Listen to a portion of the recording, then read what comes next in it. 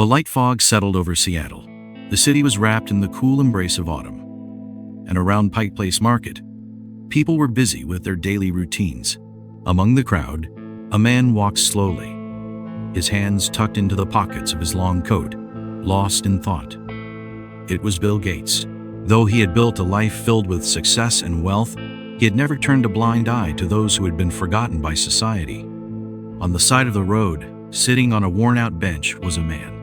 His jacket was old and frayed, his beanie had lost its shape, and in his trembling hands he held a faded, torn piece of cardboard. The words, written in shaky letters, were heartbreaking. "I need help." Bill stopped and studied him. His face told a story of hardship. Deep wrinkles, tired eyes, and the last traces of hope barely holding on. Slowly, Bill took a step forward and approached him. "Hello," he said gently. The man flinched slightly before lifting his head. For a brief moment, a flicker of surprise crossed his face, followed by a fleeting glimmer of hope that quickly faded. "I'm Bill Gates," Bill continued. "What's your name?" The man hesitated. It seemed like it had been a long time since anyone had asked him that question. Finally, in a hoarse voice, he answered, "Michael." Bill glanced at the cardboard sign again. He noticed how Michael's fingers trembled. Was it the cold, exhaustion, or both? One thing was certain: this man didn't belong on the streets. "How can I help you, Michael?" Bill asked, his voice warm and sincere. Michael took a deep breath. It was clear he wasn't used to people offering him help. His gaze dropped to the ground, as if he was reliving the events that had led him here. "I used to work in the tech industry," he finally said, his voice barely above a whisper. "But things changed. The economy collapsed. My company shut down. Then my family fell apart. I lost everything.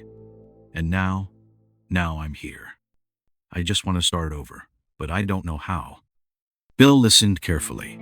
He knew better than most how unpredictable life could be. But just because someone had fallen didn't mean they had to stay down. Without hesitation, he reached into his pocket and pulled out his phone. Stepping slightly away from the bench, he called his assistant, Margaret.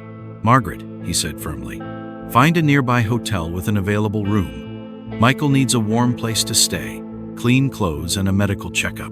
Also, make sure he gets something to eat." Margaret, always efficient, immediately understood the urgency. "I'll take care of it right away, Mr. Gates," she assured him. When Bill turned back, Michael was watching him, his expression a mix of doubt and fragile hope. Bill glanced toward a small food stand nearby and walked over. He bought a steaming bowl of soup and a freshly made sandwich. As he handed the food to Michael, the man's eyes filled with tears. A few minutes later, a sleek black SUV pulled up to the curb. The doors opened, and Margaret stepped out, her presence calm and reassuring. "Hello, Michael," she greeted him warmly. "I'm Margaret. We're going to take you somewhere safe, okay?"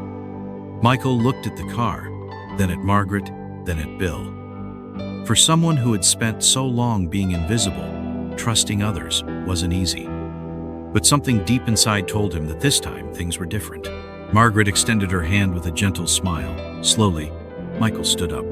At that moment, he felt something he hadn't in a long time: a sense of belonging. Just before stepping into the car, he turned back to Bill, his eyes still glistening. "Why are you doing this?" he asked, his voice unsteady. Bill smiled knowingly. "Because someone should have done it a long time ago," he said. "And because I believe that one day you'll do the same for someone else." As the car drove away, Bill stood there for a moment, the park unusually quiet around him. His face showed exhaustion but also peace. He thought about Michelonce, a successful man, then a man beaten down by life. But today, he had a second chance. Maybe this wasn't just about changing one person's life. Maybe every act of kindness set off a ripple effect. And on that chilly Seattle afternoon, even the cold couldn't take away the quiet warmth Bill Gates felt inside. Because there's no greater feeling than changing someone's life for the better.